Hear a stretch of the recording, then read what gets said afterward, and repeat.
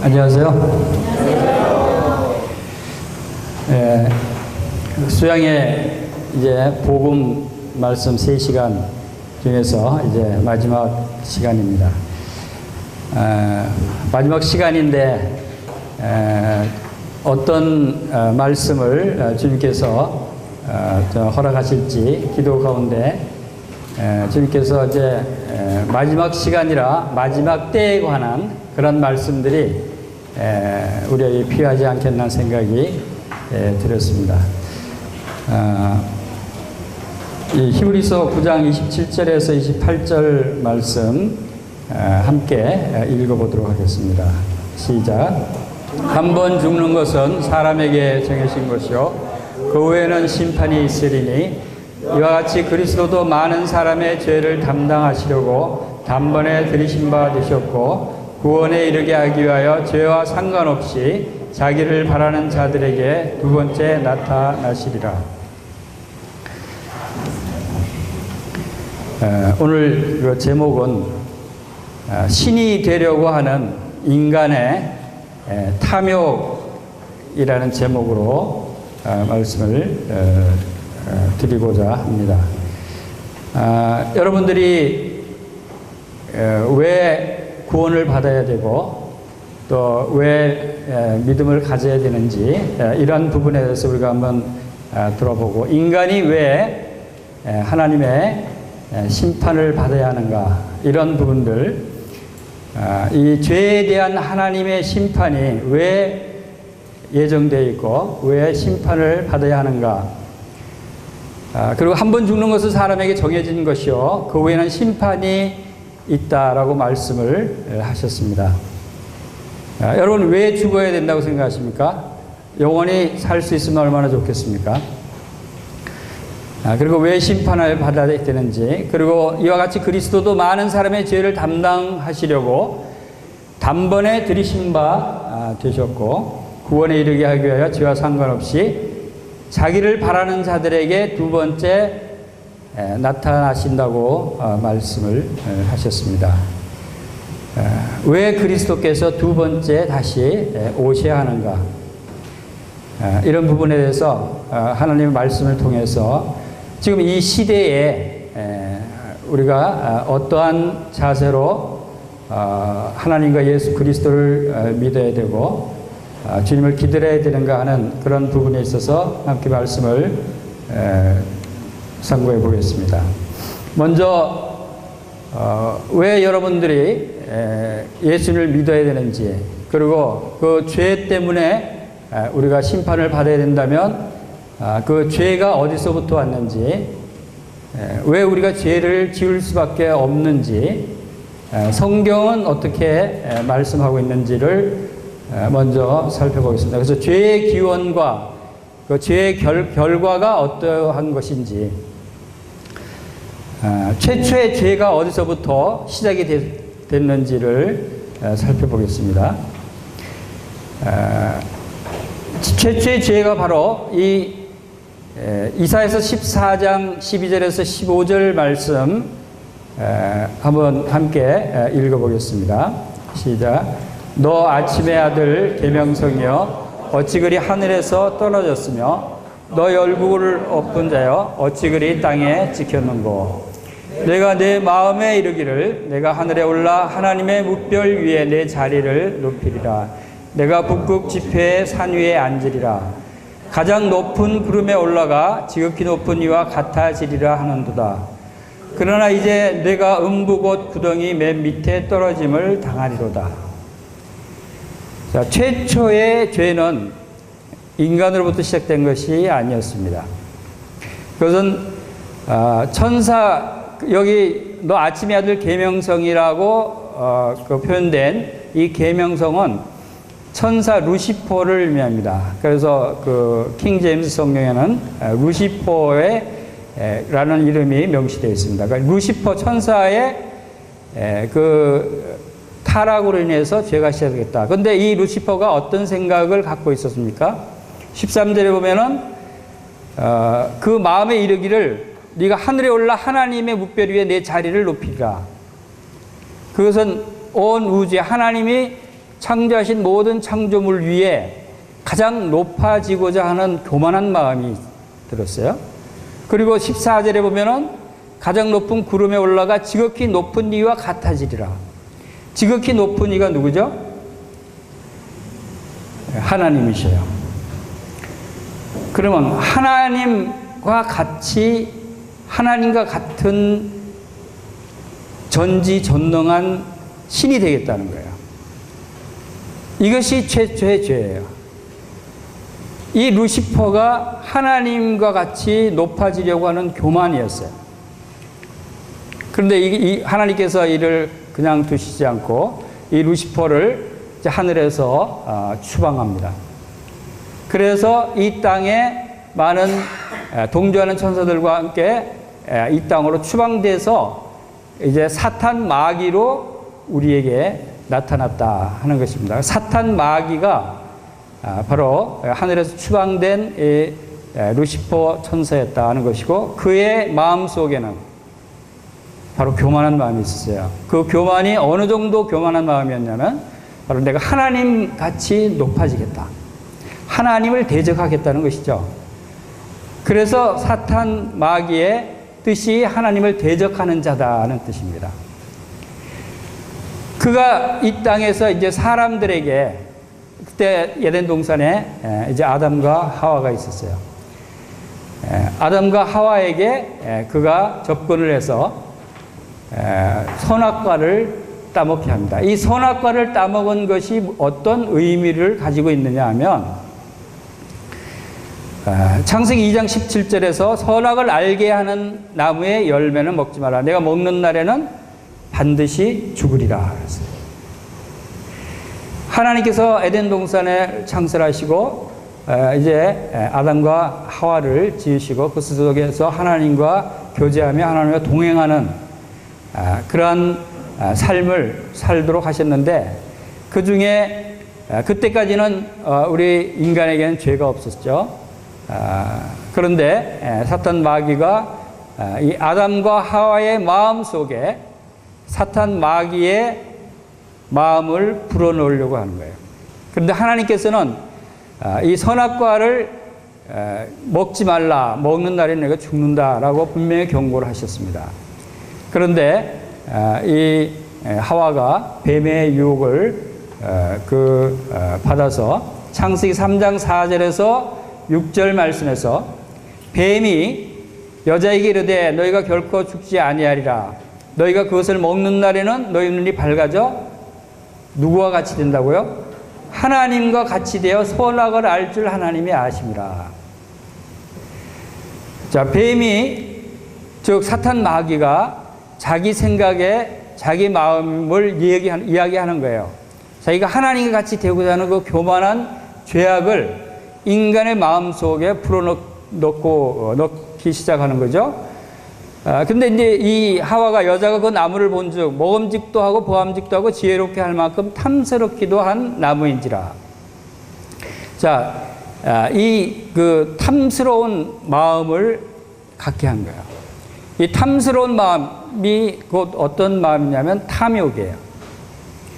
탐욕을 줍니다. 그 탐욕이 어떤 탐욕이냐면 바로 하나님같이 선악을 알고 하나님같이 전지전능한 신이 되고자 하는, 높아지고자 하는 그 마음을 이제 아담과 하와에게 불어넣으려고 하나님께서 금하신 선악과를 따먹게 합니다. 그래서 이런 그것을 먹으면 너희 눈이 밝아져서 하나님과 같이 될 줄을 하나님이 알기 때문에 그걸 못 먹게 한 거야 라고 유혹해서 이 결국은 하와가 먼저 따먹고 그것을 아담에게 주죠. 자, 이것을 따먹었다고 하는 그 뜻은, 선악과를 먹었다라고 하는 의미는 뭐냐면, 자, 하나님을 불순종하는 죄를 범했는데, 하나님을 불순종한 죄를 범한 그 속의 마음의 근본 원인은 하나님같이 높아지려고 하는 탐욕의 마음을 갖게 한 거예요. 그래서 아담과 하와의 후손인 모든 인간이 다 이 마음을 이제 유전받아서 모든 사람이 죄인으로 태어난 것입니다. 모든 사람이 죄인이라고 할 때 어떤 죄를 가지고 태어났냐면 그냥 뭐 여러분들이 죄인이라고 그래서 가볍게 뭐 남의 물건을 좀 훔치거나 또 누구를 미워했거나 뭐 이러한 죄들만 생각하는데 그 근본적인 하나님이 미워하시고 하나님이 심판하셔야 할 근본적인 죄는 그것이 아니고 바로 하나님같이 높아지려고 하는 교만한 탐욕. 이것이 모든 인간의 마음속에 그것이 담겨져 있다는 것입니다. 그것이 어디로부터 한 마음인가 하면 바로 사탄의 마음이다. 여러분이 이러한 교만을 가지고 있으면 그것은 사탄의 마음을 가지고 있는 것입니다. 그래서 하나님께서 그 사람을 쫓아내시고 에덴 동산 동쪽에 그룹들과 두루 도는 불칼을 두어 생명나무의 길을 지키게 하심이라. 이제 생명나무가 있고 그 에덴 동산에는 각종 모든 나무의 열매를 다 먹어도 되지만 선악과는 먹으면 안 된다라고 말씀하셨습니다. 근데 그 동산에는 생명나무의 열매도 있었는데 그 생명나무의 열매를 먹으면 이제 영원히 죽지 않는 영생하는 열매였어요. 그러니까 죄인이 이 열매를 먹으면 안 된다고 하는 것을 하나님께서 보여주시는 것이고 그것을 먹지 못하게 천사 그룹들을 지키게 하셨어요. 자, 이 선악과를 따먹고 불순종하는 그런 죄인이 된 이 아담과 하와는 이제 에덴 동산에서 추방되고 하나님과의 교제가 단절됩니다. 이 하나님과의 교제가 단절되고 에덴 동산에 추방된다고 하는 의미는 하나님과의 관계가 끊어지고 하나님과 원수의 관계가 되는 거예요. 하나님을 대적하는 사탄의 마음을 가진 그러한 사람으로 바뀌었다 하는 것이고 그 결과는 하나님께서 말씀하신 대로 네가 먹는 날에는 정녕 죽으리라 하신 대로 죽음과 저주와 수고의 형벌이 이제 인간에게 주어진 것이죠. 왜 사람이 이렇게 수고해야 먹고 살게 되는가 하면 바로 이러한 죄 때문에 그러한 결과가 나타났다. 그래서 땅은 너로 말미암아 저주를 받고 너는 내 평생에 수고하여 그 소산을 먹으리라.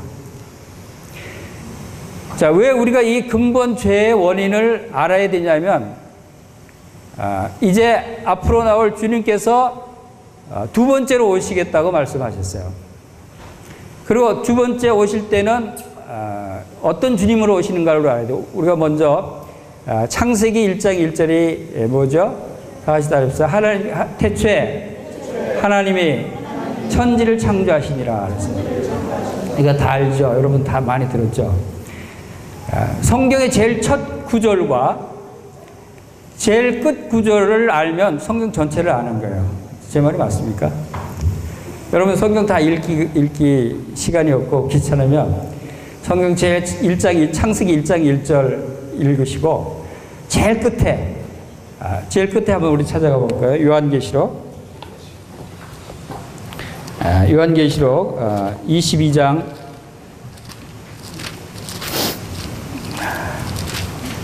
20절, 21절 다 같이 읽겠습니다. 시작. 이것을 증언하신 이가 이르시되 내가 진실로 속히 오리라 하시거늘 아멘. 주 예수여 오시옵소서. 주 예수여 내가 모든 자들에게 있을지어다. 아멘. 하나님께서 이 세상을 창조하셨다는 것을 여러분들이 믿으시면 여러분 하나님을 믿는 거예요. 그리고 그 안에는 하나님이 이 세상을 창조하셨다는 말씀을 믿는 그 의미는 그 이후에 나오는 성경에 하나님께서 행하신 모든 능력과 모든 일들을 다 믿는다고 고백하는 거예요. 그걸 믿을 수밖에 없어요. 그리고 이제 물론 생략하겠지만 그 내용들을 지나서 제일 끝에 하나님께서 성경의 제일 끝 부분을 주신 것은 바로 결론적인 부분이에요. 결론적으로 예수 그리스도께서 다시 오신다 하는 것입니다. 예수 그리스도께서 다시 오신다는 게 무슨 의미인가를 알아야 되겠죠. 그것을 알면 여러분들이 누구를 무엇을 어떻게 믿고 어떤 생활을 해야 되는가, 우리가 지금 어떠한 자세로 신앙생활을 해야 되는가를 여러분들이 알게 되는 것입니다. 바로 이러한 부분에 있어서 이제 그 죄의 결과로 몸과 영혼이 부패되어서 만물보다 거짓되고 심히 부패한 것은 마음이라 누가 능히 이를 알려마는. 우리 사람들의 마음이 얼마나 부패했습니까? 얼마나 더럽습니까? 얼마나 음란합니까? 심지어는 구원받은 성도들조차도 아직도 이 세상에 육의 몸이 있기 때문에 얼마나 그러한 부끄러운 마음들을 가지고 있습니까? 이러한 가운데 그 하나님께서 그 결과로 범죄하는 그 영혼이 죽으리라고 한 에스겔서 18장 4절 말씀대로 이 죽음은 육신의 죽음이 아니라 영원한 형벌, 영혼의 죽음, 영원히 형벌을 받을 수밖에 없는 그 죽음, 사망을 의미하는 것입니다. 그래서 둘째 죽음, 물론 이제 요한계시록에 나오는 이러한 내용들을 상세히 공부할 시간이 없겠지만 우선 둘째 죽음, 지옥에 던져지는 하나님의 백보자의 심판을 받는 그 죽음을 의미하는 것입니다. 이것은 영원히 하나님과 분리돼서 불못이라고 하는 지옥이라고 하는 이곳으로 던져지는 영원한 사망을 의미한다. 자, 왜 사람들이 한 번 죽는 것을 사람에게 정하신 것이요 죽음에는 심판이 있다고 말씀하시는데 왜 죽어야 되는지, 왜 심판을 받아야 되는지 바로 원인은 여기에 있는 것입니다. 하나님께서 왜 영원히 지옥 형벌에 던져질 이런 영원한 심판을, 이 끔찍한 심판을 왜 주셔야 하는가?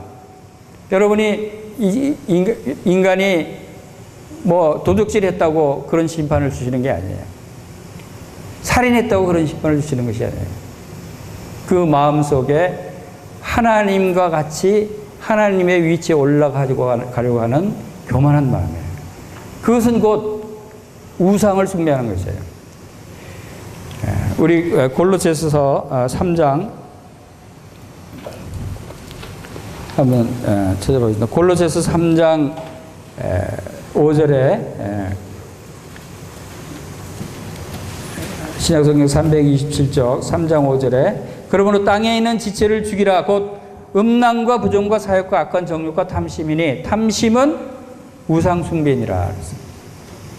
탐심은 우상숭배.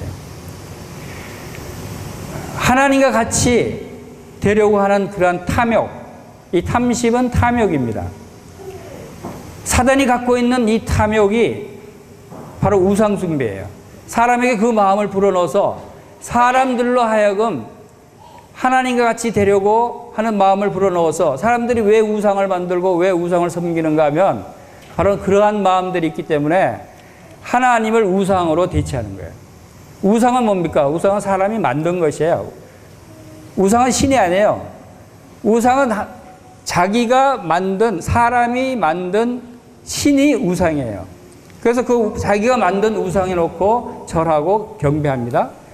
하나님이 우상을 가장 싫어하고 우상의 형벌을, 이렇게 끔찍한 형벌을 주시는 이유가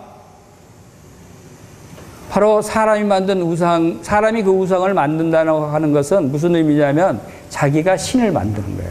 자기 마음에 원하는, 자기 뜻대로 만든 신, 즉 자기가 신이라는 거죠. 자기가 신을 만드는 거니까. 자기가 신이 돼서 자기가 만든 신을 숭배하고 경배하고 하는 것이 우상숭배예요. 하나님이 그것을 가장 싫어하시는 거예요.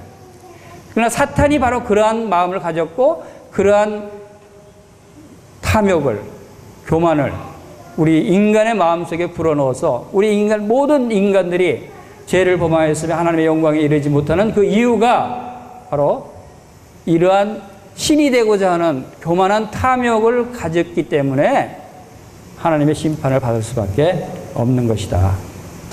그 결과로 지금 앞으로 말씀드릴 이 모든 마지막 때 하나님께서 이 세상을 심판하실 그 일들의 원인이 다 거기서부터 일어났다. 인간이 신이 되고자 하는 탐욕 때문에 인간이 그동안 과거의 역사 가운데 하나님의 심판을 받은 그 일들도 다 그것 때문에 일어났고 앞으로 일어날 주님께서 두 번째 다시 오셔서 이 세상을 심판하실 그 심판 또한 바로 그 원인으로 인해서 인간이 스스로 심판의 길을 가고 있다라고 하는 것을 우리가 알게 될 것입니다.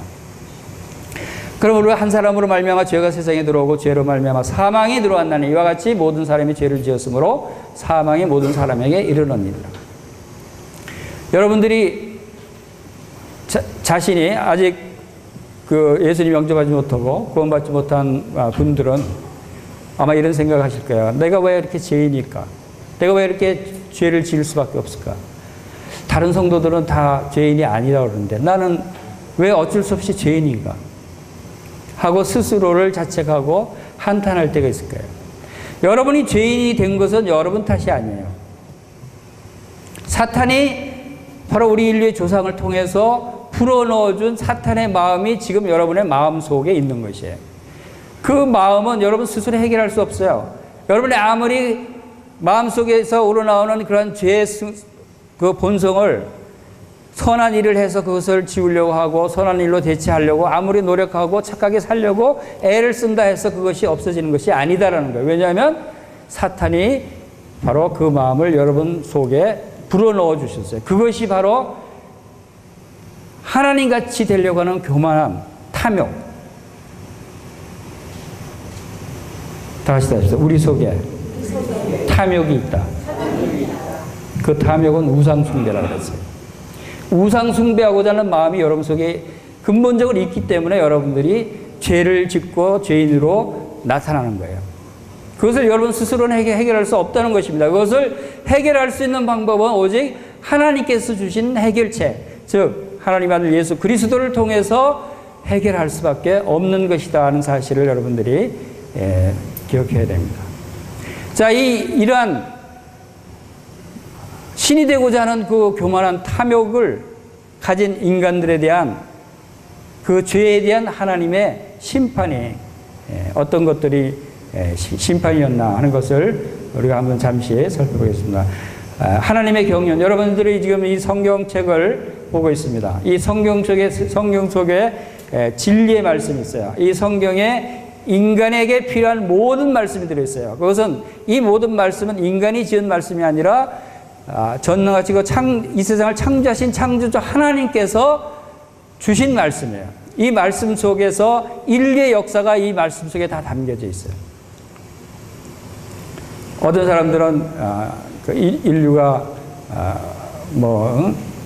몇만 년 시작된 지 몇만 년 된다. 지구가 온 우주가 태어난 지 100억 년 된다. 이렇게 얘기하기도 하지만 다 근거 없는 추측일 뿐입니다. 그러나 근거 있는 인류 역사를 기록한 기록서, 그것은 세계 역사책이라든지 또 이 성경책이라든지 모든 기록물을 통해서 근거 있게 이렇게 추정한 인류 역사는 이제 6천여 년 정도 됩니다. 이것은 근거가 있는 그 연대순으로 그 살펴본 그 연대기.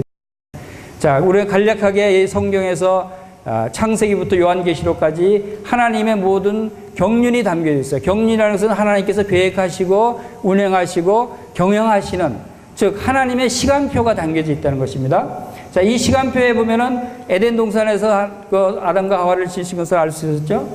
그 다음에 노아의 홍수의 심판이 있어요.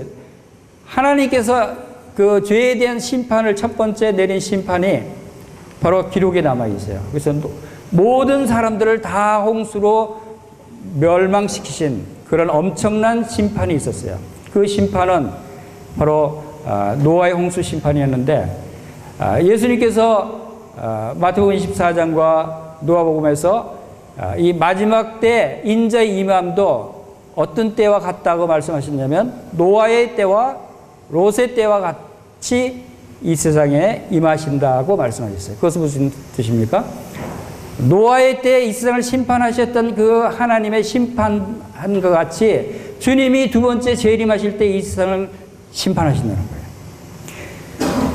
노아의 홍수 때 모든 사람들이 다 하나님을 대적하고 하나님이 되려고 하는 우상을 섬기고 서로 타락하고 오로지 그 가운데 노아와 그 가족 8명만 하나님께서 노아의 방주를 통해서 구원해 주셨어요. 우리가 여기서도 볼 수 있는 것이 하나님이 죄를 심판하십니다. 죄가 있을 때마다. 그러나 하나님께서 이 인류 역사 가운데 죄를 심판하실 때 의인은 심판하시지 않으셔요. 죄인들을 심판하셔요. 하나님의 심판의 대상은 죄인들이지 의인이 아니라는 것입니다. 여러분들이 왜 의인이 되어야 하느냐, 여러분들이 왜 구원받고 하나님의 자녀가 되어야 되느냐 하는 것은 마지막 때 여러분들이 심판을 받지 않기 위해서는 여러분들이 구원받고 의인이 되어야 돼요. 의인이 되면 노아처럼 심판을 받지 않는 것입니다. 그 다음에 바벨탑 심판이 있었습니다. 바벨탑도 인간의 하나님이 되고자 하는 근본적인 교만한 탐욕 때문에 모든 사람들이 모여서 하나님같이 하늘을 높이 우리가 탑을 쌓아서 하나님같이 올라가 높아지자, 이런 근본 죄의 본성 때문에 바벨탑을 쌓았는데 하나님께서 그것을 다 무너뜨리고 다 언어를 흩으시고 사람들을 흩으셨어요. 이 바벨탑 심판도 바로 그러한 죄 때문에 심판을 하셨죠. 그리고 이스라엘 백성들 역사 가운데, 이스라엘의 역사 가운데 하나님의 심판이 임했던 것을 봐도 그들이 하나님을 버리고 우상을 섬겨하고 하나님을 대적했을 때 하나님이 택하신 백성일지라도 그들을 멸하셨어요. 이스라엘을 멸하시고 그들을 그 바벨론의 아수르의 포로로 잡혀가게 하는 일들을 행하신 것을 보십니다. 그리고 하나님이 또 그들을 회복시켜서 포로에서 귀환하게도 하셨죠. 그러나 다시 또 그들이 AD 30년에 예수 그리스도께서 십자가에 죽으신 후에 AD 70년에 이제 하나님이 헤롯 성전을 이제 파괴하게 하시고 이스라엘을 아예 모든 나라로 쫓겨버리고 그 나라에 살지 못하게 해서 이스라엘이라는 국가가 지구상에서 사라지게 하셨어요. 하나님은 죄를 꼭 심판하시는 분이시다라고 하는 것을 우리가 보게 됩니다. 하나님이 이스라엘 역사 가운데 그들을 심판하신 것과 또 하나님은 약속을 하십니다.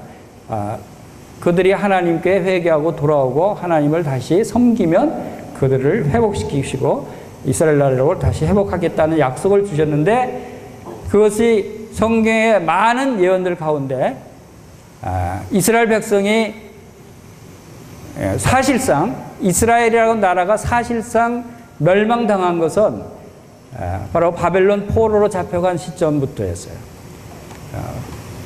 북이스라엘하고 남유다 두 이스라엘 왕국이 있었는데 그 두 왕국이 다 멸망을 당하고 다 이제 포로로 잡혀가게 해서 공식적인 이스라엘 왕국은 사라졌어요.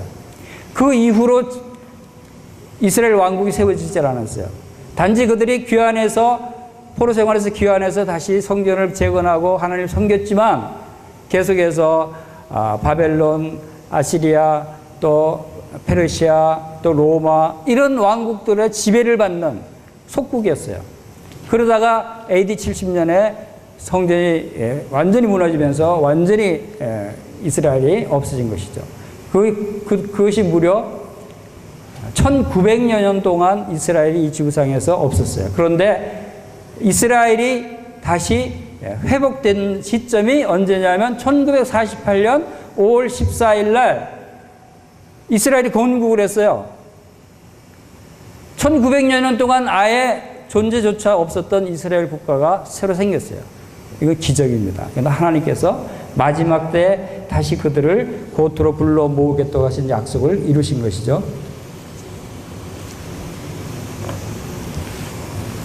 이것을 보고 많은 성경학자들이 놀랐어요. 이스라엘이 건국된 것은 바로 하나님께서 마지막 때 이 세상을 심판하러 다시 오실 때다라고 하는 것을 이제 알게 된 것이죠. 그 약속이 성취됐다라고 하는 것을 알게 된 것이죠. 그래서 사라졌던 이스라엘이 다시 회복된 시점이 1948년이에요. 지금부터 70년 전이에요. 70주년 됩니다. 이거 굉장히 의미 있는 내용이죠. 그리고 그 후에 주님께서 재림하신다고 약속을 하셨어요. 자, 이러한 시간표가 진행이 됩니다. 이러한 시간표상에서 바로 지금 현 시점이 이스라엘이 회복된 시점이고 곧 이제 주님이 재림하실 시점이고 곧 대환란 심판이 임할 시점이다라고 하는 것을 많은 사람들이 깨닫고 있어요. 그리고 천년왕국이 이어지고 그 다음에 하나님 백보자 심판으로 통해서 불못으로 떨어지는 그런 심판을 받게 된다. 왜 여러분들이 이 하나님의 시간표를 왜 알아야 되죠? 우리가 대비해야 되기 때문에. 이것을 알지 못하면 우리가 그에 합당한 삶을 살지 못하는 것입니다. 이 불못 지옥으로 떨어진다는 것이 무엇을 의미하는가 하면 바로 불과 유황이 타는 곳에 던져진다. 둘째 사망이다. 라고 말씀하고 있어요. 또 슬피 울며 이를 가는 곳이다. 그랬어요. 여러분 슬피 울며 이를 가는 그러한 끔찍한 곳에 여러분들이 들어가게 되는 것을 원하지 않을 것입니다. 그 다음에 밤낮 쉬지 못하는 곳이다.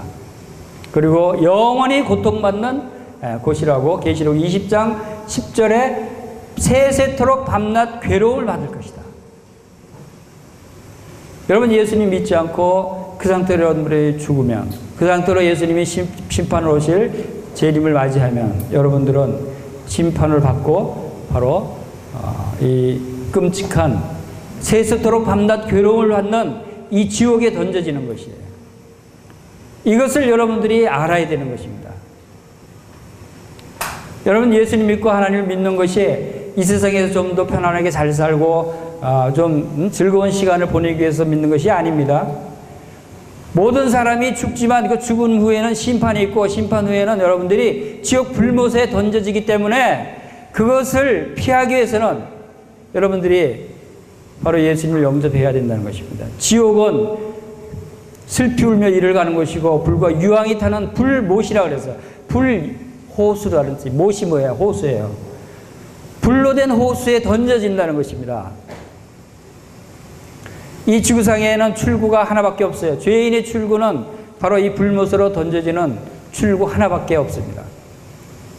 예수 그리스도의 십자가의 출구를 여러분들이 찾지 않으면 여러분도 바로 이 불못에 던져질 수밖에 없다 하는 것입니다. 주님께서 말씀한 대로 이제 마지막 때가 언제입니까? 제자들이 물으니까 노아의 때와 같이 인자의 임함도 그러하리라 하고 마태복음 24장 32절에 말씀하셨어요.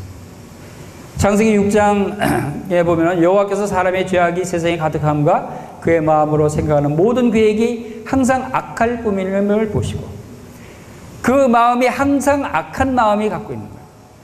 하나님 보시는 가장 악한 것은 바로 교만이에요. 탐욕이에요. 이런 사람들을 하나님은 이러한 것들이 온 사람들에게 극한 상태에 이르렀을 때 하나님이 도저히 참아 보실 수 없을 때 이러한 심판을 내리셨다 하는 것이고 롯의 때와 같다 그랬어요.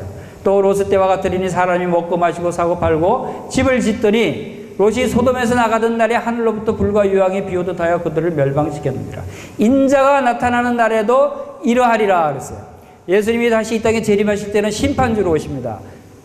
이 세상 모든 죄인들을 심판하시는 무서운 심판이 이제 얼마 남지 않았다는 것을 우리가 곧 알게 될 것입니다. 이제 이미 그 예고를 이스라엘 국가가 회복됨으로써 그 예고를 하셨어요.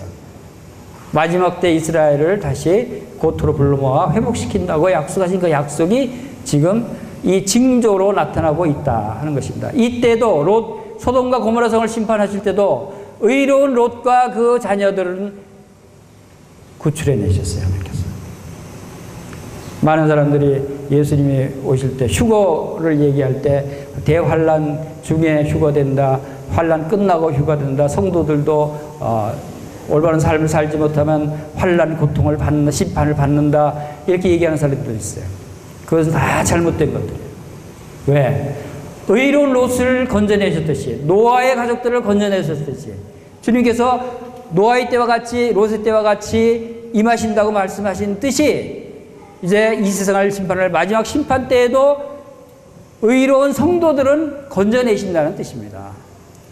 그 얘기는 재림하셔서 심판 대환란 전에 성도들을 휴거시킨다, 피하게 하신다, 건져내신다 그런 뜻을 우리에게 말씀해주고 있는 것이죠.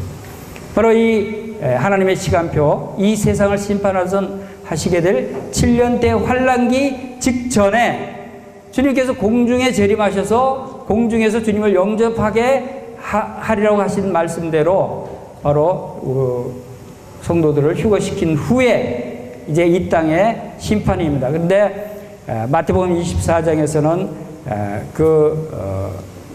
너희가 하면서 제자들에게 너희가 이 환란기를 통하게 될 것을 말씀하십니다. 근데 그때 마태복음 24장의 말씀은 유대인들에 해당을 받습니다. 유대인들은 이 환란 기간을 통과합니다. 왜?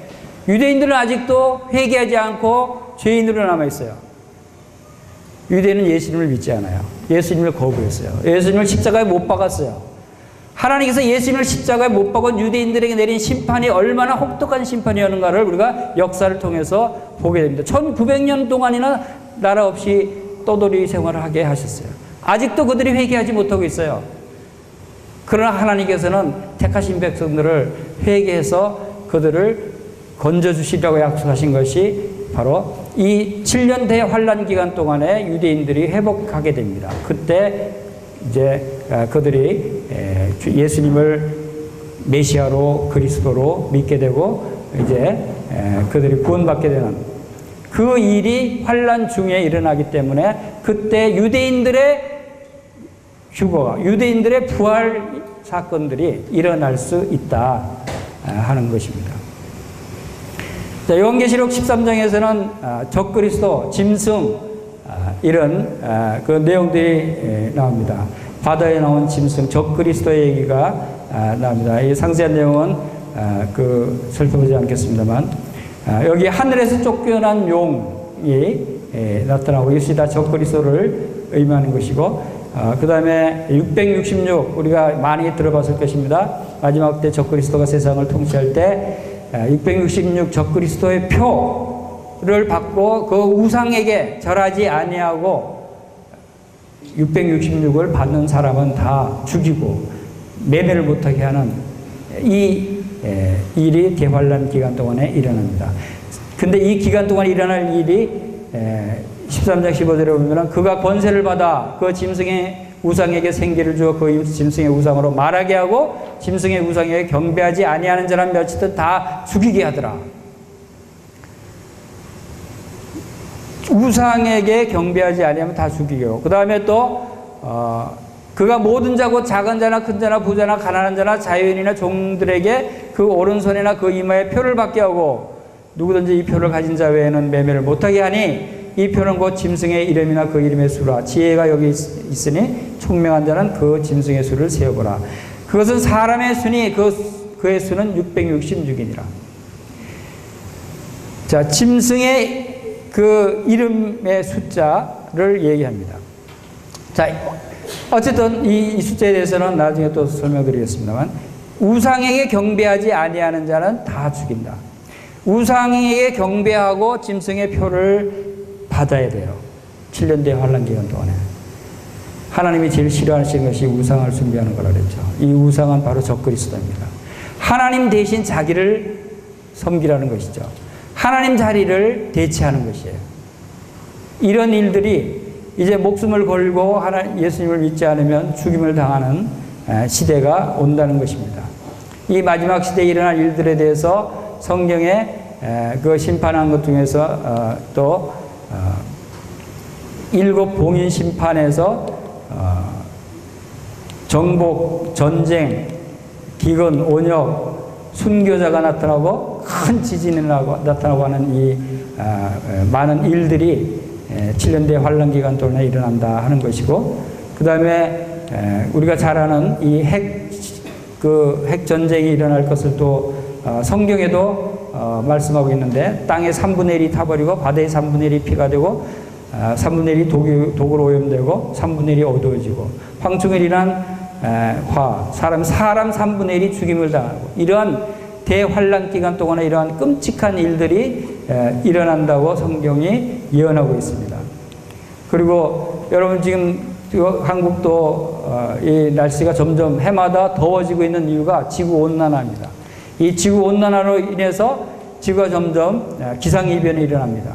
이 기상이변이 점점 심해져 가고 그래서 바다가 피로 변하고 강이 피로 변하고 태양으로 인한 심판, 암흑이 또 발생하고 고통과 종기가 발생하고 유보라 대강이 마르고 대지진, 큰 우박 이런 엄청난 기상이변들이 7년 대환란 기간 동안에 일어날 것인데 지금 일어나고 있는 이런 온난화 문제도 그 전조를 나타내고 있는 거예요. 징조를 우리에게 나타내 보이는 거예요. 점점 심해져 갑니다.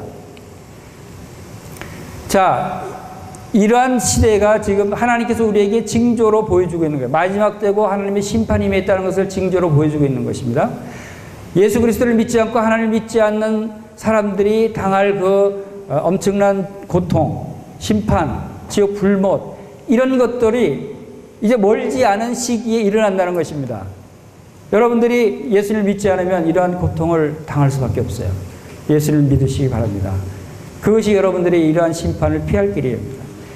자, 마지막 때 인간의 본성이 신이 되고자 하는 그러한 인간의 탐욕이 어떤 모양으로 지금 우리에게 나타나고 있고 이 세상에 지금 어떻게 변해가고 있는가, 얼마나 정말 하나님의 심판을 자초하는 길로 인간이 나아가고 있는가, 이것을 우리가 깨달아야 돼요. 얼마나 주님의 재림이 임박해 있는가를 우리가 깨달아야 돼요. 이런 사실들을 몇 가지 더 살펴보겠습니다. 창조자 하나님의 영역에 도전하는 인간의 탐욕. 하나님과 같이 되려고 한다는 것은 뭡니까? 하나님이 어떤 분이세요? 전지전능하시고 창조주 하나님이세요. 하나님이 세상을 창조하셨잖아요. 창조주 하나님과 같이 되려고 하는 거예요, 인간이.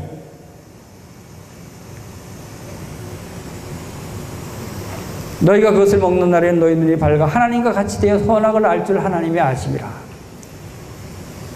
하나님과 같이 되려고 하는 것들이 어떤 일들이 일어나고 있는가를 보겠습니다. 자, 이건 조선일보 2015년 5월 6일 날 신문에 났어요. 인간은 정말 신이 되어가는 걸까? 믿지 않는 사람들이 이런 얘기를 하고 있는 거예요, 지금. 인간은 문자 그대로 자신을 신처럼 바꾸려고 할 것이다. 생명체를 설계하고 자신의 몸과 정신을 변형하고. 인간이 창조주 하나님과 같이 생명체를 설계하고 만들려고 하는 거예요, 지금. 실리콘밸리의 혁신가들은 행복, 정의, 영원한 삶을 약속한다. 행복하게 해주겠다, 정의로운 삶을 살게 해주겠다, 의로운 사람이 되게 해주겠다, 영원히 살게 해주겠다. 하나님만이 하실 수 있는 일들을, 실리콘밸리는 미국의 IT 밸리죠. IT, 컴퓨터 과학자, 이런 엔지니어들이 이런 얘기를 한다는 거예요. 행복하게 해주겠다, 영원히 살게 해주겠다는 거예요. 지금 세상이 이렇게 돌아가고 있어요. 이제 죽음조차도 성직자 분야에서 엔지니어 영역으로 옮겨가고 있다. 교회에서 하나님의 말씀을 전하는 사람들이 하나님 말씀을 대언해서 이제 여러분 영원히 죽지 않고 영원한 생명을 얻게 하나님께서 해주십니다. 예수를 믿으면 여러분이 영원히 살 수 있습니다 라고 얘기하는데, 이제는 엔지니어들이 하나님 믿을 필요 없다, 성경 믿을 필요 없다, 우리가 너희들 영원히 살게 해줄게 하고 얘기하고 있다는 거예요. 이것이 하나님의 영역을 지금 침범하고 있습니다. 자, 어떤 일들이 일어나고 있습니까? 창조자 하나님의 영역에 도전하는 인간의 탐욕이 인간 복제를 지금 시도를 하고 있어요. 여러분 황우석 박사 잘 알죠? 그래서 최초의 그 개를 복제한 그 스노피를 갖고 지금 사진이 있죠. 자, 인간 복제, 지금 동물 복제는 지금 굉장한 진전을 이루어서 지금 굉장한 진전 단계를 가져오고 있는데, 인간 복제를 한다는 것은 왜 인간 복제를 해야 되느냐 하면, 여기 히틀러 같은 사람들을 쭉 복제할 수 있죠. 아인슈타인을 복제할 수 있죠. 아름다운 미녀를 복제할 수 있어요. 원하는 분야에 원하는 최고의 기능을 가진 그런 사람들을 마음대로 복제해서 만들 수 있다는 것이죠. 중국이 지금 동물 복제 공장을 건설하고 있어요. 동물 복제 공장. 중국이 황우석 박사를 스카우트해 갔어요. 그래서 황우석 박사가 이 프로젝트에 같이 협조하고 있는데, 보야그룹과 계약을 맺어서 황우석 박사가 지금 이 프로젝트를 진행하고 있는데, 지금 이 가축들을 복제하는 것보다 그 원숭이 영장류를 복제하는 게 굉장히 더 힘들답니다. 영장류를 복제하는 것은 인간을 복제하기 전 단계이기 때문에, 영장류를 복제한다는 것은 인간을 복제하기도 굉장히 이제 가까워졌다는 것을 의미합니다.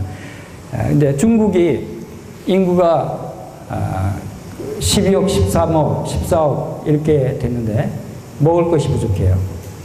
소고기가 없어요. 돼지고기가 없어요. 그 많은 중국 사람들을 배불리 먹일 고기가 없어서 야, 우리 돼지고기를 복제 공장을 만들어서 대량 생산하자. 소고기 복제 공장을 만들자. 그래서 인민들을 배불리 먹이자. 이 프로젝트가 지금 진행되고 있는 거예요. 그래서 대규모 동물, 돼지고기, 소고기, 소, 돼지 복제 공장이 지어지고 있어요. 인민들을 먹여 살리기 위해서. 그런데 거기서 끝나면 좋겠죠. 이제 그 이면에 또 인간을 아인슈타인처럼 최고의 두뇌를 가진 인간을 복제하자. 아름다운 미녀를 복제하자. 이렇게 진전될 가능성이 충분히 있다는 데 문제가 있는 것입니다. 여러분, 인공자궁이 개발됐다는 소식 들어보셨어요? 여러분, 그 아이를 낳게 할 때, 인공수정은 여러분 잘 아시잖아요. 실제 경험하신 분들도 있고. 아이를 낳을 수 없는 부부에게 인공수정을 통해서 아이를 낳게 합니다. 그런데 이제는 자궁이 없는 엄마를 위해서 인공자궁을 만들 수도 있어요. 엄마 뱃속에 만들 수도 있지만, 물론 그 엄마가 아닌 다른 외부에다가도 인공자궁을 만들 수 있다라고 하는 것입니다. 이게. 이 튜브에. 그러면 아이를 낳기 위해서 엄마 아빠가 필요 없을 수도 있어요. 그냥 인공수정시켜서 다른 기계에서 아이를 키워서 생산하는 것이죠. 인공자궁까지 만들었어요. 이것은 인간의 생명이 탄생하는 것은 어떤 하나님의 뜻이고 하나님만이 하실 수 있는 일인데, 인공자궁을 만들어서 외부의 기계에서 아기를 생산한다 하는 것은 하나님의 뜻과 전혀 상관없이 인간이 사람을 생산해내기 시작한다는 거예요. 이게 청와대 그 청원하는 그 홈페이지가 있죠. 청와대에 그 청원은 올라온 게 있는데, 남성에게 인공자궁을 인식해라.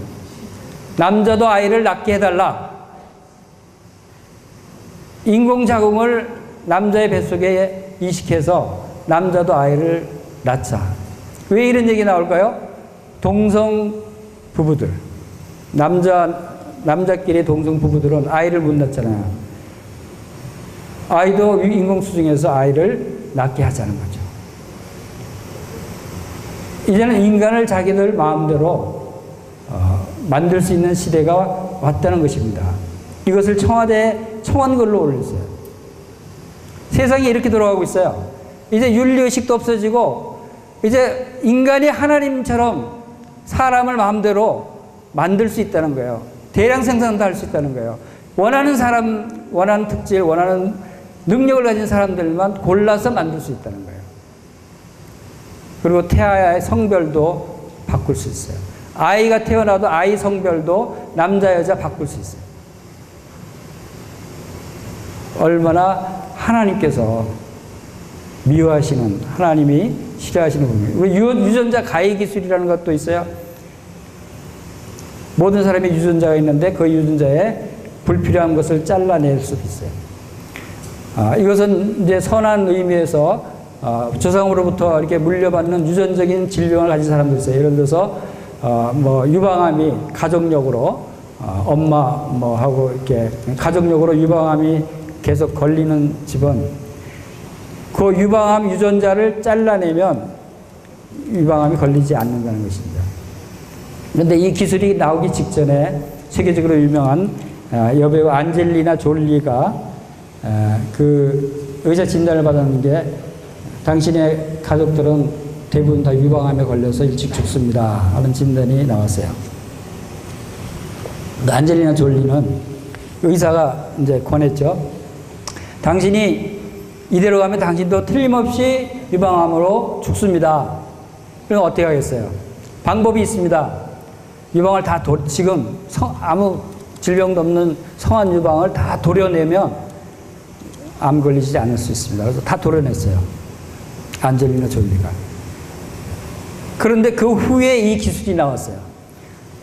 이 기술이 그때 있었으면 안젤리나 졸리는 이방 도려내지 않아도 유전자 가해 기술로 그 DNA만 딱 잘라버리면 도려내지 않아도 암에 걸리지 않을 수 있었는데, 자, 지금은 이것이 아주 쉬운 기술로 나왔다는 것입니다.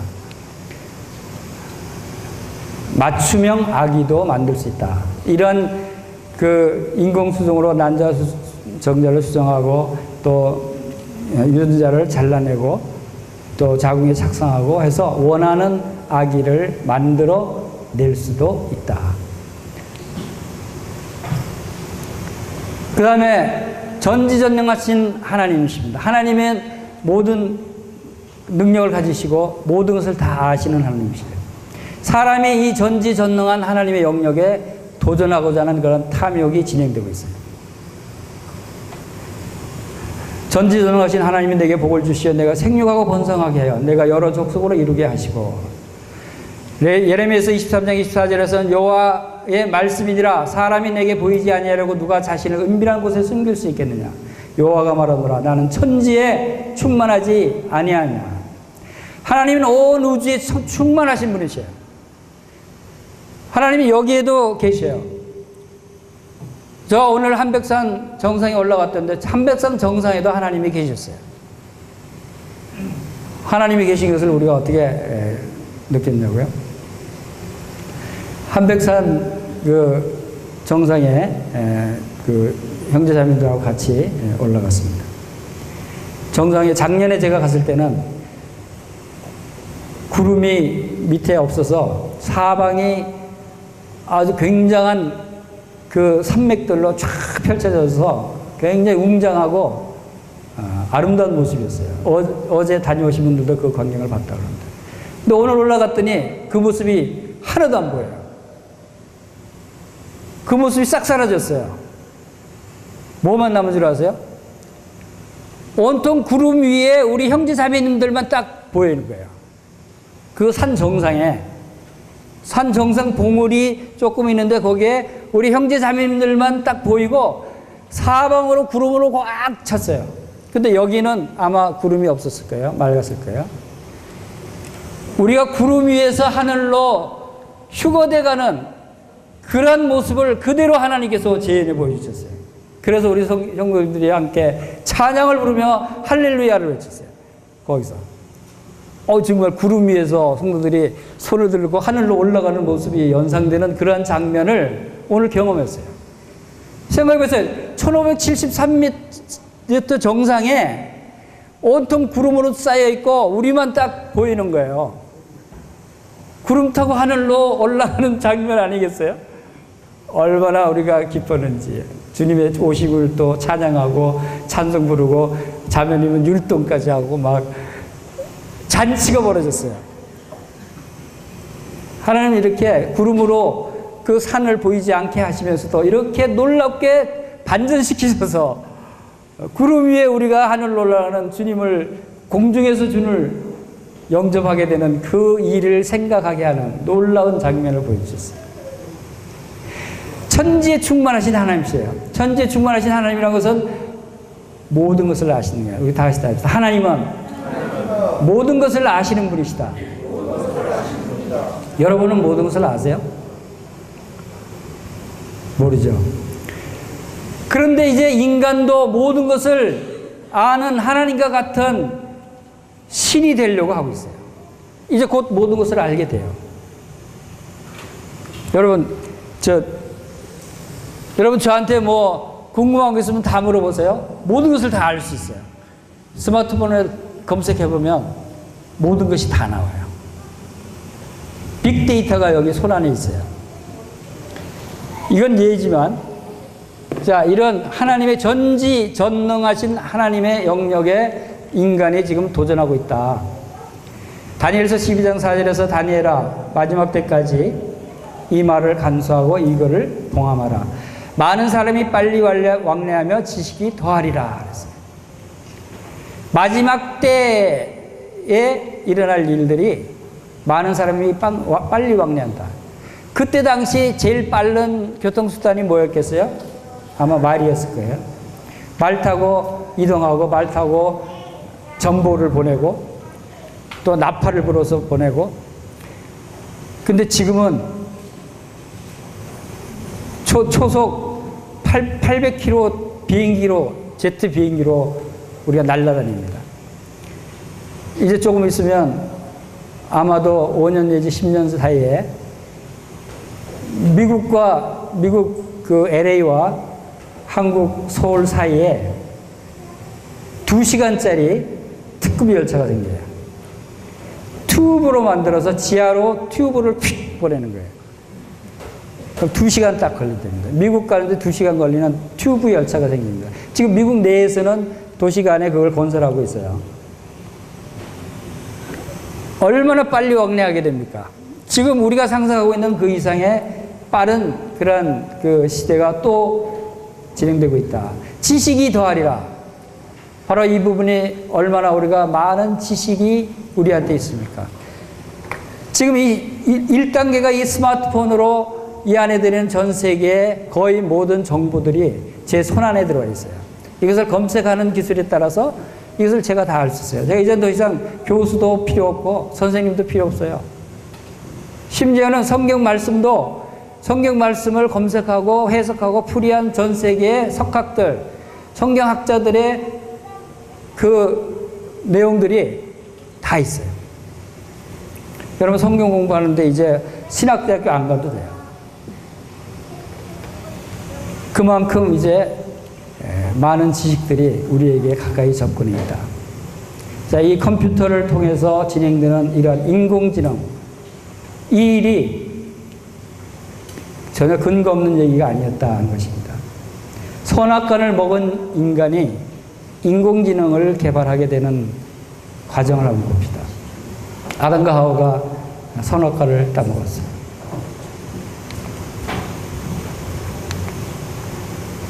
두 번째 선악과가 있었어요. 알렌 튜링이라고 하는 컴퓨터 과학자, 수학자, 논리과학자인 알렌 튜링이 2차 대전 때 그 영국의 첩보원으로 독일 당시에 그 독일에서 뭐 비행기 공격 시점이라든가 모든 전쟁 그 정보들을 암호로 다 주고받지 않습니까? 그 암호를 해독하면은 전쟁에 이길 수 있는 거예요. 그 독일이 얼마나 암호를 해독하기 어렵게 만들었겠어요. 근데 그 암호를 해독하기 위한 최초의 컴퓨터를 개발해서 암호를 해독해서 결과적으로는 그 연합군의 승리를 이끈 숨은 주역이에요. 그 암호 해독하는 것이 바로 인공지능을 최초로 시작한 바로 컴퓨터의 선구자다, 컴퓨터의 아버지다라고 불리는 알렌 튜링이 있어요. 이 알렌 튜링이 이 사과를 베어먹고 죽었어요. 선악을 알게 하는 그 나무의 열매를 먹는 날에는 네가 정령 죽으리라 그랬죠. 알렌 튜링이 사과를 베어먹고 죽었어요. 왜 죽었냐고요? 알렌 튜링이 그 우수한 유능한 인재였지만 그 동성연애자였어요. 당시의 동성연애자로 밝혀지면 범죄자고 사회적으로 매장돼요. 모든 지위, 모든 혜택 다 박탈됩니다. 지금은 동성연애자 축제가 일어나죠. 얼마나 세대가 바뀌었어요. 이때 당시 알렌 튜링이 동성연애자였는데 그것이 드러나서 자기의 그 컴퓨터 개발 다 중단되고 모든 지위 박탈되고, 근데 이 사람이 그래서 자살을 합니다. 사과에다가 독을 주사를 해서 그 독이 든 사과를 베어먹고 죽습니다. 선악과를 먹고 죽은 거나 마찬가지죠. 그런데 그 알렌 튜링이 시작한 인공지능의 시초가 지금 오늘날 하나님을 대적하는 인류를 멸망시킬 그 인공지능이 진정으로 발전됐다라고 하는 의미에서 이 알렌 튜링이 사과를 먹고 죽었다는 것도 의미 있는 일이었다. 그런데 여기서 끝난 게 아니라 이거는 어디의 로고죠? 애플사. 여러분 스마트폰 중에 아이폰 갖고 있는 분들은 애플사 스마트폰을 최초로 개발하고 전 세계적으로 가장 그 성능이 좋은 스마트폰을 가장 많이 판매하고 있는 선도 기업 애플사의 로고가 베어먹은 사과예요. 이게 왜 이 로고를 만든지 아세요? 알렌 튜링을 추모하기 위해서. 바로 이런 이 선악과는 이 사탄의 작용입니다. 이 선악과를 통해서 바로 하나님같이 되고자 하는 인간의 탐욕이 시작된 선악과, 그것이 컴퓨터를 개발하게 되고 그것이 인공지능을 개발하게 되고 그것이 오늘날 이 스마트폰을 개발하게 되고 앞으로 점점 더 인류를 하나님으로부터 멀어지고 인류를 멸망시킬 주범으로 발전하게 된다는 것입니다. 이것이 다 그런 의미가 연관되어 있다라고 생각이 되는 것입니다. 인공지능이 어느 정도 지금 진전이 됐냐면 인류의 절반이 기계를 이식한 기계인간이 돼서 인류의 범위가 모호해진다. 2050년경에는. 지금 여기 제일 왼쪽에 사람같이 보이는 로봇이 인터뷰하는 거예요. 이 인터뷰가 무슨 인터뷰냐면 작년 10월 달에 사우디아라비아가 세계 최초로 이 로봇의 이름이 소피아예요. 로봇에게 시민권을 부여했어요. 그런데 그 시민권을 부여하는 그 현장에서 기자들이 이제 질문하는 것을 답변하는 이 로봇 소피아의 장면입니다. 유창한 영어로 질문하고 영어로 답변하고, 이 소피아는 영어뿐만 아니라 사우디아라비아 아랍어 세계 각국어를 다 유창하게 할 수 있어요. 로봇인데 그것도 실시간으로 그냥 질의응답을 자유롭게 하는데 사람보다 더 많은 해박한 지식과 그러한 유창한 언어 능력을 나타내 보였어요. 사람과 다를 바 없어요. 사람보다 더 우수한 면이 있어요. 유엔에서 패널로 참석해서 토론까지 했어요. 이제 로봇의 영역이 이렇게 변화되어 가고 있다 하는 것입니다. 이 인공지능이 바로 핵전쟁을 일으킬 주범이 될 수도 있고, 여러분이 잘 아는 알파고, 이세돌과 바둑둬서 승리한 알파고, 이것도 인공지능이었죠. 인공지능이 오늘날 모든 회사나 모든 개인적인 업무도 여러분들 인공지능이 다 하고 있는 거예요. 컴퓨터가 다 하고 있는 거예요. 모든 통계를 내고 모든 수치를 계산하고. 이 컴퓨터와 인공지능 없이는 생활할 수가 없어요. 여러분 여기 찾아올 때 뭘 보고 찾아왔죠? 내비게이션 보고 찾아왔죠? 내비게이션이 인공지능이에요. 인공지능 없이는 우리가 한 발짝을 또 움직일 수 없는 시대가 이제 왔다는 것입니다. 우주에까지 이제 그 영역을 넓혀가고, 자동차 공장에서 사람이 일하지 않아요. 이제는 이 로봇가 이 인공지능으로 일을 하고 있습니다. 인공지능이 점점 발전이 되면 사람의 일자리를 잃게 된다고 합니다. 나중에는 사람이 일할 것이 없어요. 그럼 사람은 얼마나 좋아요? 그냥 놀고 먹는 거예요. 일하지 않아도 일할 자리도 없고 일할 필요도 없어요. 왜? 인공지능 로봇들이 다 해버리니까. 그러면 어떻게 먹고 살죠?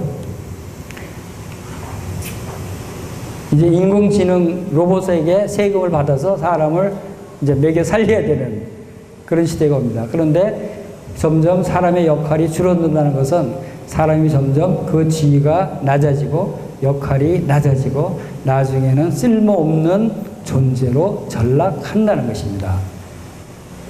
일 시킬 필요도 없고 있어봐야 아무 유익도 안 되는데, 그래서 점점 인간의 지위는 박탈당하고 낮아지고 인공지능이 이 세상을 주도하는 이런 시대가 올 걸로 예상하고 있는 것입니다. 지금 이 세상에 하나님을 믿지 않는 무신론자들, 진화론자들, 인본주의자들, 이런 사람들이 쓴 책들이 베스트셀러로 팔리고 있어요. 그 책 제목이 뭡니까? AI가 신이 되는 날. AI가 뭐냐면 인공지능의 영어 약자예요. 인공지능이 신이 되는 날, 인간은 필요 없다. 호모 데우스. 호모는 신이 된 인간이라는 뜻이에요. 호모 데우스가 출간되자마자 전 세계에 500만 부나 팔렸어요. 이만큼 지금 모든 지구상의 사람들이 관심을 갖고 인기 있는 책 주제가 인간이 신이 되는 거예요. 신이 될 수 있다. 인간도 신이 될 수 있다. 이 주제가 얼마나 사람들의 마음을 확 끌어당기겠어요. 이것은 하나님을 대적하는 것입니다. 이것은 마지막 때로 치닫고 있는 심판의 날이 가까워오고 있다는 것을 반증하는 것이에요. 조선일보에 여기 나온 얼굴들은 세계의 가장 유명한 석학들, 과학자들, 이런 지식인들이에요. 이런 사람들이 뭐라고 얘기하는가 한번 봅시다. 스티븐 호킹, 얼마 전에 작고하셨지만 유명한 과학자, 완전한 인공지능의 개발은 인류 멸망을 초래할 수 있다. 인공지능 통제를 위한 세계 정부기관을 신설해야 한다. 라고 그가 자주 얘기했어요. 일론 머스크 테슬라 최고 경영자는 인공지능의 파괴적 위협이 예상보다 광범위하고 빨리 오고 있다. 닉 보스트록 옥스퍼드대 인류미래연구소장은 인간을 뛰어넘는 초지능이 곧 출현할 것이다. 미국 MIT 교수 프랭크 윌책은 인공지능을 공상과학으로 보고 무시하는 것은 사상 최악의 실수가 될 것이다. 정신을 바짝 차리고 이러한 부분들로 우리가 대비해야 된다는 것이죠. 사상 최악의 실수를 하지 않으려면. 유발 하라리, 사피엔스 저자, 그리고 호모 데우스 저자입니다. 이 사람이 유대인이에요. 인공지능은 인류 미래에 대한 가장 위협적인 기술이다. 그런데 문제는 이러한 기술의 발전 속도가 먼 100년, 200년 후 미래에 일어날 일이 아니라는 것이 문제가 있어요. 이것이 발전 속도가 점점 기하급수적으로 빨라지고 있어서 많은 대다수의 과학자들이 2040년, 2045년경에는 특이점이 온다. 즉 인공지능이 인간보다 월등히 앞서는 시점이 오기 때문에 그 이후에는 인간이 아무것도 예측할 수가 없다. 인공지능이 어떻게 할지 모르기 때문에 이런 얘기를 하고 있는데 그게 UN 미래보고서에 나오는 그런 내용입니다. 2045년은 인류에게 큰 분기점이 되는 시점이다. 인공지능을 필두로 첨단 과학기술이 인류 발전의 역사를 통한 예측이 불가능할 정도로 발달하는 시점이기 때문이다.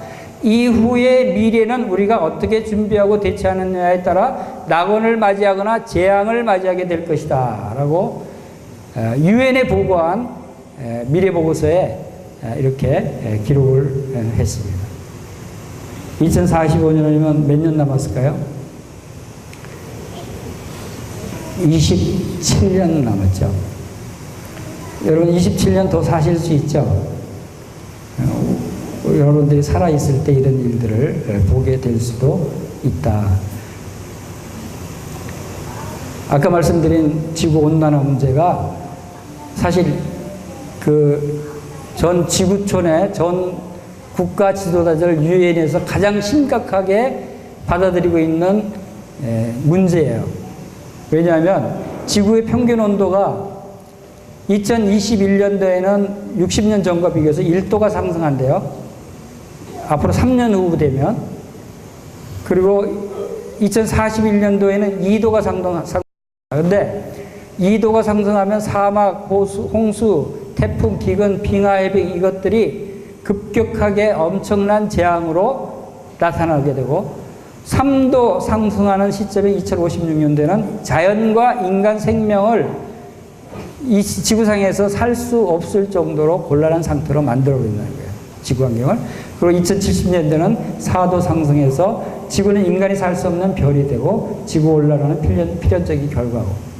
자, 이런 심각한 사태를 유엔 미래 보고서에서는 어떻게 보고를 하냐면 지구의 온난화는 피할 수 없는 미래다. 지금까지 배출된 탄소 배출 탓에 향후 10년간 온난화는 막을 수도 없는 상황이다.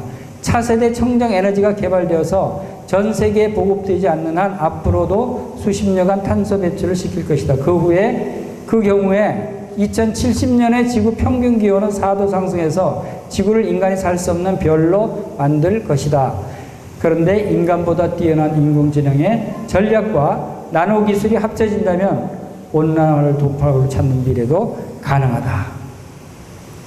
이제 인공지능한테 맡기자 라고 할 정도로 인간의 지혜로는 해결할 방법이 없다 라고 얘기합니다. 하나님은 모든 것을 다 아시고 천지에 충만하신 하나님이십니다.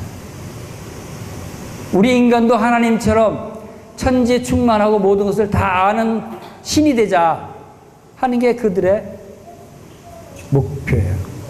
그렇게 될 수 있을까요? 모든 것을 다 알 수 있을까요? 우리 사람이? 그런데 그게 진행되고 있어요.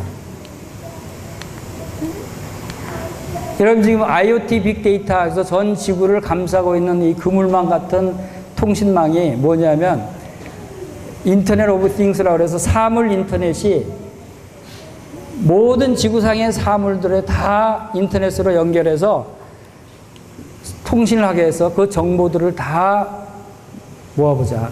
그래서 지구의 모든 세밀한 부분까지 다 파악할 수 있는, 나중에 적그리스도가 이 지구를 지배하게 될 때 가장 필요한 것이죠. 모든 사람들의 그 상황, 위치, 행동 이런 것들을 다 파악할 수 있는 그 빅데이터 시스템이 구축되고 있다고 하는 것입니다.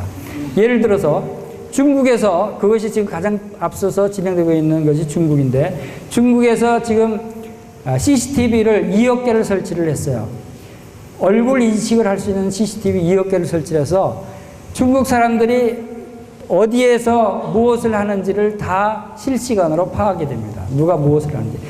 이 교통숙력이 선글라스를 썼는데 선글라스를 딱 쓰고 보면은 딱 얼굴 인식이 돼서 그 사람의 번호가 쫙 나타납니다. 그 번호가 그 사람을 인식하는 거죠.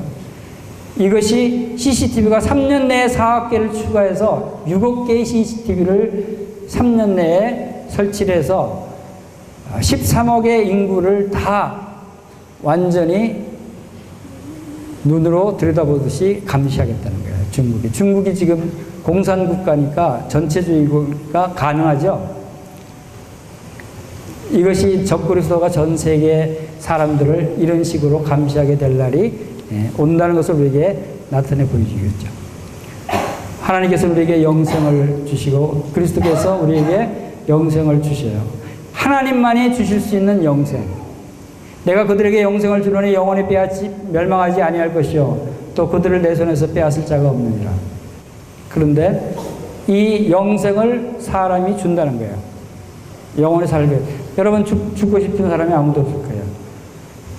장수하는 것이 모든 사람의 욕망이에요. 죽지 않고 영원히 살게 주겠다는데 여러분 뭘 주저하겠어요? 그렇죠? 그런데 과학자들이 바로 이 일을 진행하고 있다고 하는 것입니다. 모든 질병이 치료가 가능해집니다. 어떤 암도 다 정복해서 치료가 가능해져요, 앞으로. 그것도 멀지 않은 20-30년 내에 줄기세포 장기 이식이 가능해집니다. 어디 망가진 데는 자기 줄기세포로 장기를 재생해서 교체하면 돼요. 모든 장기를 다 교체하면 뭐 병들거나 망가져도 염려할 거 없겠죠? 다 바꾸면 되니까 기계 부품을 교환하듯이. 그리고 의사도 이제 기존의 의사들이 없어지고 인공지능 의사가 생깁니다. 그래서 지금 현재 150세 프로젝트가 진행되더니만 500세 프로젝트가 진행되고 있어요. 구글에서. 구글의 인간 500세 프로젝트가 시작되는데 늙지 않는 동물을 찾아냈다고 합니다. 이렇게 해서 질병을 정복해서 줄기세포로 장기 교체해서 오래 살게 해주겠다 하는 것은 그래도 고전적인 내용이에요. 이해할 수 있어요.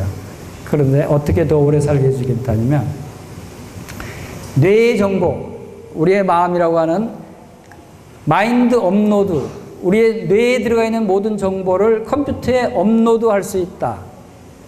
그러면 사람이 뇌에 들어가 있는 나의 정신만 어디다 옮겨놨다가 내 몸이 망가졌거나 죽으면 다른 육체 혹은 다른 로봇에 인공지능을 결합한 나의 정신 정보를 다운로드해서 내가 다시 살아갈 수 있다는 거예요. 그렇게 해서 몸만 계속 기계나 몸만 바꾸면 정신은 영원히 지속된다. 그 다운받은 데이터를 없애지 않으면 되죠. 이러한 생각을 하고 과학자들이 연구하고 있다는 거예요. 그러면 영원히 살게 해주겠다는 거야. 우리 육체는 사실 허물어지잖아요. 그런데 그들이 알지 못하고 있는 것은 데이터가 사람이 아니라 영혼이 사람이라는 거예요. 이 영혼을 하나님만이 주실 수 있는 것입니다. 그러니까 하나님께서 이러한 교만한 인간들을 그냥 두시겠어요? 하나님이 하실 수 있는 영역을 인간들이 하려고 하는 것을 그냥 보고 계실 수 있겠냐는 거예요. 이제 마지막 때가 가까웠다는 거죠. 뇌의 모든 정보를 코드화할 수 있다면 정신을 컴퓨터에 옮겨 놓을 수도 있다.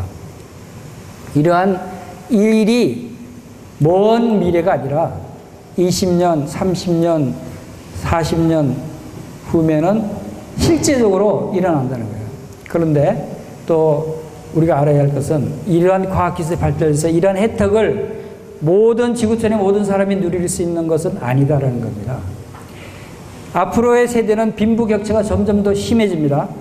지금 우리나라도 빈부격차가 심해지지만 이러한 과학기술을 통해서 이러한 인공지능이나 모든 과학의 혜택을 누릴 수 있는 사람이 있고 누릴 수 없는 사람이 있어요. 누릴 수 있는 사람은 어떤 사람들이냐? 부자들, 돈 많은 부자들, 권력계층 있는 사람들. 이런 사람들은 이러한 혜택을 누릴 수 있어요. 그러나 일반 서민들은 왜냐하면 이게 비용이 많이 들어가는 일들이잖아요. 누리지를 못합니다. 그러면 일반 서민들은 점점 빈부격차가 심해지고 지배자와 피지배자의 격차가 심해지고 나중에 지배자들이 인공지능 로봇을 통해서 지배하게 되면 피지배층에 있는 일반 서민들은 할 일도 없어지고 내세울 것도 없고 존재 가치를 잃게 되고 점점 퇴화돼 가고 무시당하고 없어질 수도 있다는, 죽일 수도 있다는 거예요. 지구를 살리기 위해서 지구 온난화를 해결하는 주범은 사람이에요. 이산화탄소를 발생시키는 것 때문에 지구 온난화가 진행되는데 인공지능이 지구 온난화를 해결해 달라고 사람이 요청했을 때 인공지능이 어떤 결과를 낼 수 있느냐 하면 막 시뮬레이션 해보고 막 해보니까 지구 온난화의 주범은 사람이구나. 그러면 이 지구 온난화의 해결책은 사람을 없애야 되는구나. 이런 결론을 낼 수도 있다고 많은 과학자들이 염려합니다. 그래서 인공지능으로 인해서 인류가 멸망할 수 있다고 하는 우려를 나타내고 있다 하는 것을 보게 됩니다. 자, 그 다음에 나머지는 생략을 하고, 자, 주님께서 이러한 마지막 때에 주님께서 오신다고 약속을 했어요. 주님의 오심이 어떤 의미가 있느냐? 주님이 처음에 이 세상에 오셨을 때는 어떤 분으로 오셨어요? 우리의 구원자로 오셨어요. 하나님의 아들로 오셨어요. 선지자로 오셨어요. 그런데 다시 오실 예수님은 어떤 분으로 오시냐면 심판주로 오십니다. 만왕의 왕으로 오셔요. 만주의 주 통치자로 오시는 것입니다. 두 번째 나타나실 재림하실 예수님을 맞이할 수 있는 사람은 많지 않아요. 예수를 믿고 구원받은 성도들만이 주님을 영접할 수 있다 하는 것입니다. 그래서 이러한 심판을 당하지 않고 주님을 맞이할 수 있게 하기 위해서는 여러분들이 예수님을 믿어야 한다는 것입니다. 예수님은 우리를 죄에서 구원하시기 위해서 이 세상에 오신 분이셨어요. 그리고 예수를 믿으면 구원을 얻는다고 분명히 약속을 하셨어요. 예수 그리스도를 아는 것이 곧 영생이다라고 했습니다. 이 세상 사람들이 아무리 영생을 준다고 해도 속지 마시기 바랍니다. 그것은 인간의 탐욕이에요. 인간의 바람이에요. 그러나 우리에게 영원한 생명을 주실 주는 오직 예수 그리스도밖에 없다 하는 것을 우리가 알아야 된다는 것이죠. 복 있는 자는 죄를 용서받은 사람이라고 말씀하고 있어요. 시편 32편 1, 2절에 허물의 사함을 받고 자신의 죄가 가려진 자는 복이 있도다. 마음에 간사함이 없고 여호와께 정죄를 당하지 아니하는 자는 복이 있도다. 여러분 죄가 있으십니까? 그러면 죄의 정죄를 받을 수밖에 없어요. 그러니까 죄가 있지만 죄의 정죄를 당하지 않는 사람은 복 있는 사람이라고 했어요. 죄가 있는데 어떻게 죄의 정죄를 받지 않을 수 있느냐? 그것은 여러분들이 예수 그리스도를 믿는 길밖에 없어요. 예수 그리스도께서 우리의 정죄를 대신 당해 주셨기 때문에. 바로 이러한 믿음의 결과는 요한복음 5장 24절 한번 읽어보겠습니다. 시작. 내가 진실로 진실로 너에게 이르노니 내 말을 듣고 또 나 보내신 이를 믿는 자는 영생을 얻었고 심판에 이르지 아니하니 사망에서 생명으로 옮겼느니라. 예수 그리스도의 말씀을 듣고 예수 그리스도를 보내신 분이 누구죠? 하나님이십니다. 그 하나님을 믿는 사람은 영생을 얻는다. 그리고 심판에 이르지 않는다. 여러분들 다 죽을 수밖에 없어요. 죽은 후에는 심판이 있다고 말씀드렸어요. 그 심판을 받지 않기 위해서는 바로 예수 그리스도를 믿는 길 외에는 없다는 것입니다. 이것이 진리예요. 내가 길이요 진리요 생명이니 나로 말미암지 않고는 아버지께로 올 자가 없다고 말씀하신 예수 그리스도 그분의 말씀이 진리예요. 진리는 하나밖에 없는 것입니다. 우리가 이 세상 사람들이 아무리 풍요로운 삶을 약속하고 또 영생을 약속하고 모든 것을 다 오래 살게 해주고 풍요롭게 해주겠다고 할지라도 그것은 일시인 것이에요. 영원한 것이 될 수 없어요. 하나님의 아들을 믿는 자에게는 영생이 있고 아들을 순종하지 아니하는 자는 영생을 보지 못하고 오히려 하나님의 진노가 그 위에 머물러 있느니라. 여러분 하나님의 진노가 더 이상 여러분 위에 머물러 있지 않게 하시기를 바랍니다. 하나님의 심판이 임박해 있어요. 이제 얼마 남지 않았어요. 지금까지 말씀드린 인간이 신이 되려고 하는 이런 탐욕의 결과가 본격적으로 드러나기 시작하고 있고 실질적으로 현실화되는 시점이 10년, 20년, 30년, 40년 안에 이러한 것들이 다 성취될 거라고 많은 과학자들이 예측하고 있는 것입니다.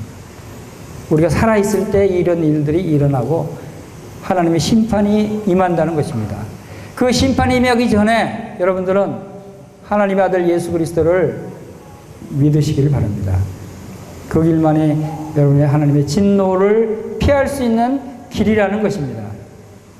한 번 죽는 것은 사람에게 정해진 것이요 그 후에는 심판이 있다고 하신 대로 이 죽은 후에 흰 보좌의 심판에서 여러분들이 불못으로 던져지는 그러한 결과가 여러분에게 나타나지 않게 되기를 바랍니다.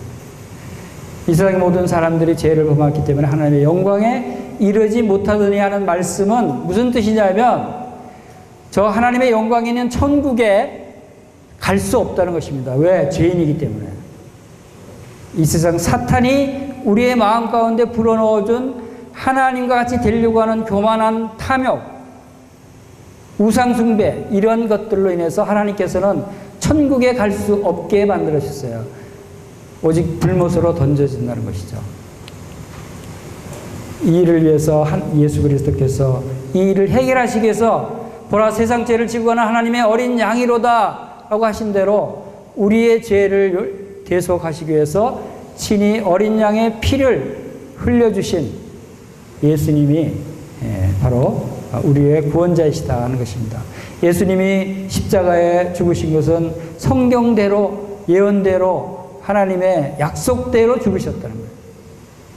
여러분 이 성경이 대단히 중요한 책입니다.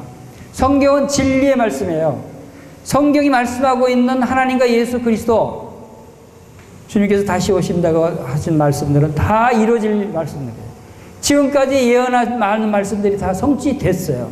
인류 역사상 수많은 예언들이 성취됐어요. 이제 앞으로 일어날 일에 대한 예언도 분명히 성취될 거라고 믿습니다. 그것을 여러분들이 깨닫는다면 앞으로 여러분들의 운명은 어떻게 될 것인지, 여러분의 미래는 어떻게 될 것인지 여러분 스스로가 준비해야 된다는 것입니다. 누가 대신해서 여러분을 구원시켜 줄 수 없어요. 예수 그리스도밖에 없어요. 예수님이 성경대로 죽으시고 성경대로 장사님 받았다가 성경대로 다시 살아나셨어요. 그리고 성경대로 다시 재림하실 것입니다. 심판주로 오실 것입니다. 이 사실을 여러분들이 믿으시길 바랍니다. 예수님이 십자가에서 죽으신 것이 바로 우리의 이 대속 제물이 되셔서 우리로 하여금 천국으로 갈 수 있는 길을 열어주시기 위해서 십자가에 죽으셨다고 하는 것입니다. 그래서 예수의 피를 힘입어 성수에 들어갈 담력을 우리에게 주셨다. 그리고 이 길은 휘장 가운데 열어놓으신 새로운 살 길이다. 이 새로운 살 길을, 천국에 들어가는 길을 예수님이 십자가를 통해서 우리에게 열어주셨다라고 하는 사실을 여러분들이 믿으시기 바랍니다. 이것은 죄의 작선 사망이고 피 흘림이 없은 적 죄사함이 없다고 하신 죄에 대한 대가는 피를 흘려야 되는데 여러분들이 피를 흘리기 위해서는 여러분들이 죽어야 되는 것입니다. 여러분이 십자가에서 못 박혀서 피 흘려 죽어야 여러분의 죄를 속할 수 있지만 예수님이 여러분을 대신해서 피를 흘려 주셨다라고 하는 것입니다. 그러면 생명이 피에 있으므로 피가 죄를 속하느니라. 예수님이 우리를 위해서 십자가에서 피를 흘려주신 이유가 바로 우리의 생명을 살리시기 위해서 피를 대신 흘려주셨다 하는 것입니다. 그리스도의 피가 우리의 양심의 죽은 행실에서 깨끗하게 할 것이다 라고 하는 말씀입니다. 이제 우리가 그 피로 말미암아 의롭다 하심을 받았으니 더욱 그로 말미암아 진노하심에서 구원을 받을 것이다. 하나님의 진노에서 구원을 받기 위해서는 예수 그리스도의 피밖에 없다는 것입니다.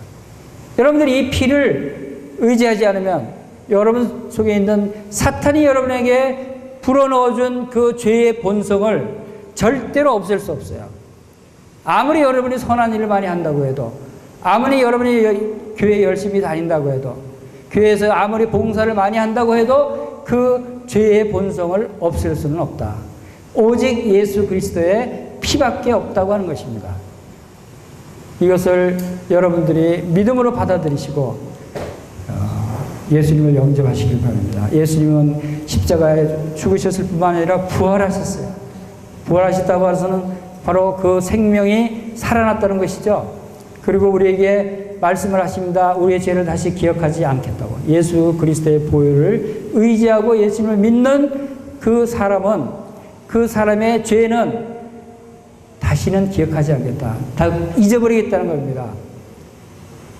여러분 다시 한번 따라해 봅시다. 하나님께서는 나의 죄를 다시는 기억하지 않으신다. 얼마나 놀라운 말씀입니까? 믿는 자는 영생을 가졌다고 그랬고 영원한 생명을 얻었고 사망에서 생명으로 옮겼다라고 말씀하십니다. 이것을 하나님께서는 말씀으로 하나님이 보증하시고 예수님이 보증하시고 성령님이 보증하셨다고 성경에 분명히 기록되어 있어요. 삼위일체 하나님과 그 아들 예수 그리스도와 성령님이 총동원하셔서 이 일을 보증하신다. 여러분 구원받으신 분들이 왜 침례를 받는지 아십니까? 왜 성부와 성자와 성령의 이름으로 침례를 받는지 아십니까? 침례할 때 하나님, 아버지 하나님과 아들 예수 그리스도와 성령의 이름으로 침례를 주노라. 왜 그러는지 아십니까? 바로 이 세 분이 우리의 구원을 보증하기 때문에, 이 삼위일체 하나님의 우리의 삶 가운데 보증인이 되시고 그 세 분의 이름이 우리 속에 있어요. 우리 속에 살아가는 동안 영원히 우리 속에 그 삼위일체 하나님의 이름이 남겨져 있다는 거예요. 침례가 굉장히 중요합니다. 바로 이 삼위일체 하나님께서 나와 함께 하시고 그 이름이 나에게 있기 때문에 내가 그 삼위일체 하나님의 도우심으로 바로 하나님을 섬기는 삶을 살겠습니다 하는 고백이 바로 침례가 되는 것입니다. 바로 이런 것은 다시 말해서 거듭났다라고 얘기하는 것을 말씀하시고 있죠. 자, 이제 거듭난 자의, 이게 구원받은 자의 새로운 그 신분에 대해서 보면은 다 같이 따라하면서 나는 죄와 사망의 법에서 해방되었다. 여러분이 나는 하고 따라할 때 여러분이 예수님을 영접한 사람이 나라고 해야 됩니다. 영접하지 못하신 분은 아직 이 새로운 신분으로 되지 않았겠죠? 여러분 예수님을 영접하셨습니까? 네. 여러분 예수님을 믿는다고 마음속에 고백하고 영접하셨으면 지금 이 말씀을 여러분이 다시 한번 따라해 보시기 바랍니다. 나는 새로운 피조물이 됐다. 나는 하나님 나라의 시민권자다. 나는 하나님의 자녀다. 나는 영원한 생명을 가졌다. 나는 왕 같은 제사장이다. 하나님을 믿은, 예수님을 믿은 자는 이제 하나님을 예배하는 예배자로, 제사장으로 하나님을 이제 섬기도록 하나님께서 하신 것입니다. 이렇게 해서 이러한 새로운 출생들이 하나님께로부터 난 자, 또 우리가 새로운 신분으로 변화됐다라고 하는 것입니다. 자, 이제 마지막 그림만 보여드리고 마치도록 하겠습니다.